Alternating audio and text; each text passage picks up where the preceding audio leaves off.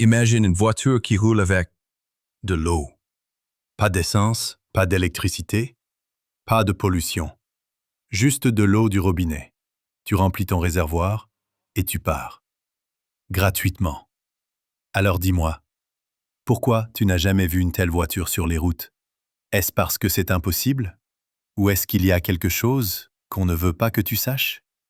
Depuis des décennies, l'idée fascine. L'eau est composée d'hydrogène et d'oxygène. Et l'hydrogène, c'est un carburant puissant. En théorie, il suffirait de séparer les molécules d'eau et d'utiliser l'hydrogène pour faire rouler une voiture. Simple, non?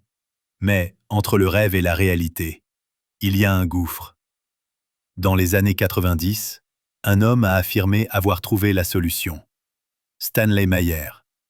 Il prétendait avoir inventé une voiture capable de rouler uniquement avec de l'eau. Son invention a fait le tour du monde.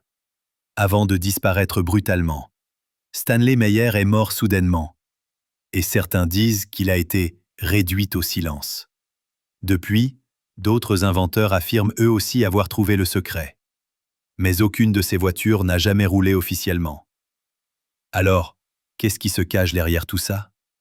La vérité, c'est que séparer l'eau en hydrogène et oxygène, ça s'appelle l'électrolyse. Et oui, ça marche. Mais il y a un problème énorme. Il faut plus d'énergie pour séparer l'eau que l'énergie qu'on récupère ensuite en brûlant l'hydrogène.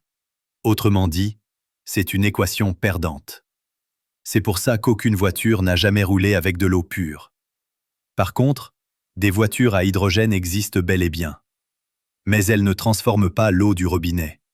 Elles utilisent de l'hydrogène produit industriellement, avec beaucoup d'énergie en amont. C'est vrai, les lobbies pétroliers ont beaucoup à perdre si une énergie gratuite apparaissait. Moins de carburant, moins de profit, moins de contrôle, et c'est pour ça que l'histoire de la voiture à eau alimente autant les théories du complot. Pourtant, même les grandes entreprises investissent aujourd'hui dans l'hydrogène. Preuve que ce n'est pas totalement interdit. Alors, pourquoi la voiture à eau n'existe pas? Parce que la physique l'empêche plus que les lobbies. L'idée est belle, mais impossible avec nos lois de l'énergie. Ce qui est vrai, en revanche, c'est que l'hydrogène pourrait devenir l'énergie du futur. Pas avec l'eau de ton robinet, mais peut-être avec des technologies nouvelles, plus propres et plus efficaces. La voiture à eau restera donc un mythe, mais le rêve, lui, continue d'alimenter notre imagination et nos questions. Abonne-toi si tu veux découvrir d'autres vérités cachées que personne n'ose expliquer.